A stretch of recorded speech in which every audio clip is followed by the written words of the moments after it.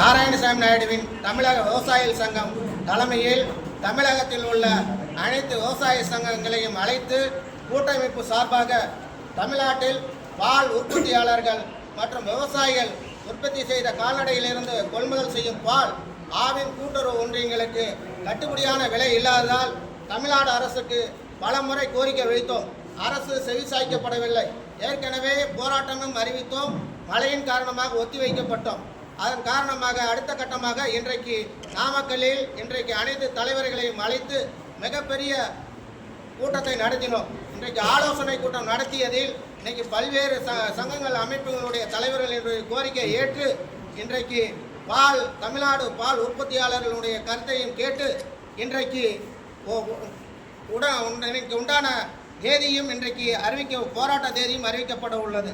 இன்றைக்கு தேதி 29/12/2025 அன்று தமிழ்நாடு அரசு அதற்குள் உண்டான தொகையை பால் லிட்டர் ஒன்றுக்கு தற்போது விலையிலிருந்து 15 ரூபாய் உயர்த்தி அறிவிக்காவிட்டால் வருகின்ற 29ஆம் தேதி வருகின்ற 29/12/2025 அன்று முதல் ஆவின் கூட்டுறவு ஒன்றியங்களுக்கு பாலை நிறுத்தி மிகப்பெரிய போராட்டம் தமிழ்நாடு தழுவிய போராட்டம் நடத்துவோம் என்பதை இந்த கூட்டத்தில் முடிவு செய்யப்பட்டுள்ளது. இந்த கூட்டத்தில் முடிவு செய்யப்பட்டு அடுத்த கட்டமாக அதற்குள் தமிழ்நாடு அரசு உடனடியாக பாலுக்குண்டான விலையை அறிவிக்க வேண்டும். இன்றைக்கு பால் உற்பத்தியை பார்க்கும்போது இன்றைக்கு உற்பத்தி செலவை பார்க்கும்போது இன்றைக்கி லிட்டர் ஒன்றுக்கு 60 ரூபாய் உற்பத்தி செலவு ஆகிறது. ஆகவே இன்றைக்கு தமிழ்நாடு அரசு வழங்குவது இன்றைக்கு 35 ரூபாய் மட்டும்தான். ஊக்கத்தொகையோடு 38 ரூபாய் வழங்குகிறது. ஆகவே இன்றைக்கு பசும்பால் எண்ணெய்ப்பால் உற்பத்தி செலவிலிருந்து கணக்கிடும் போது கொள்முதல் விலையிலிருந்து தற்போது கொள்முதலிலிருந்து லிட்டர் ஒன்றுக்கு 15 ரூபாய் உயர்த்தி வழங்க வேண்டும். இன்றைக்கு தமிழ்நாடு அரசை பொறுத்தவரைக்கு இன்றைக்கு உற்பத்தி செலவு 25 ரூபாய் இருக்கும்போது இன்றைக்கு 150 வரை முதல் இன்னைக்கு 2000 வரை உயர்தர மதுவுக்கு விலை அதிகமாக விற்கிறது. ஆகவே இன்றைக்கி பாலை பொறுத்த அளவிற்கு இன்றைக்கு உற்பத்தி செலவு 60 ரூபாய்க்கு மேலே வைத்துக்கொண்டு இன்றைக்கு 35 ரூபாய் என்பது கட்டுப்படியான விலை இல்லை.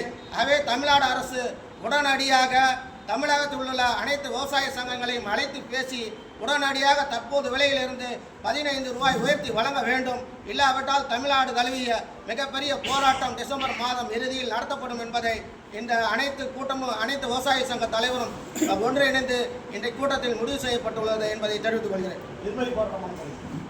முதல் கட்டமாக பால் நிறுத்தி மிகப்பெரிய போராட்டம் தமிழ்நாடு முழுவதும் நெருக்கடியை காட்டி பால் நிறுத்தும் போராட்டம் பண்ணும்.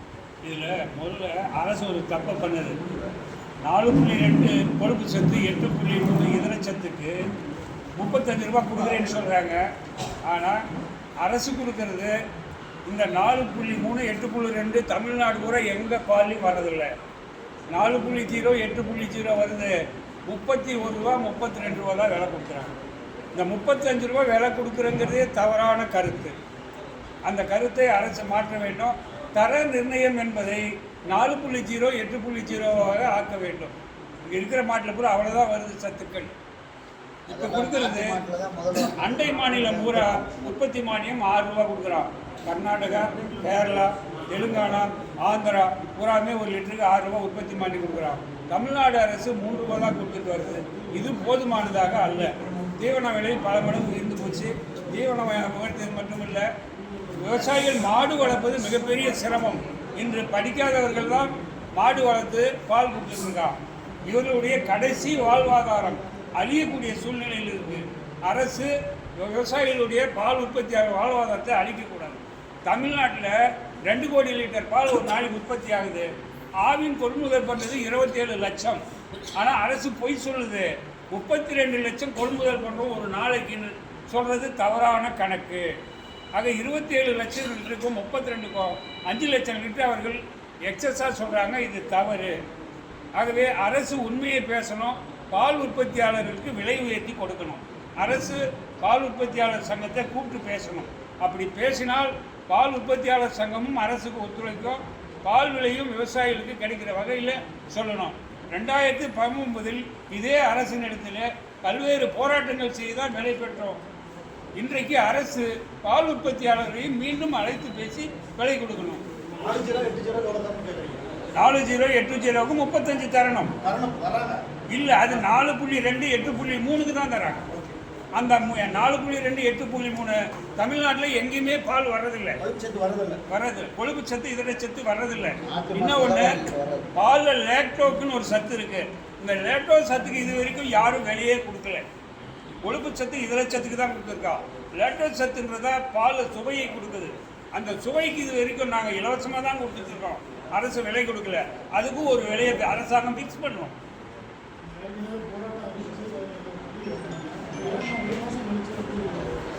இந்த ஒரு மாதம் தள்ளி வச்சது அனைத்து மாவட்டங்களிலும் ஒருங்கிணைத்து அவர்களையும் போராட்டத்துக்கு தயார் பண்ணுவதற்குண்டான கால அவகாசத்துக்காக. டிசம்பர் மாதம் கோரிக்கை நிறைவேற்றினா கூட்டமைப்பு சார்பில் 2024 வேட்பாளர் நிறுத்துவீங்களா?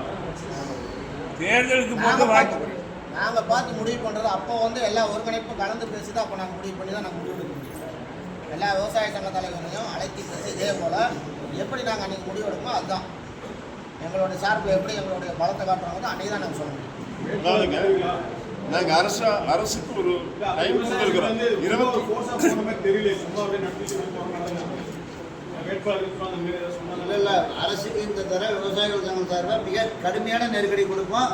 தேவைப்பட்டால் அனைத்து சங்க தலைவர்களையும் ஆலோசனை செய்து வேட்பாளர் நிறுத்துவோம்.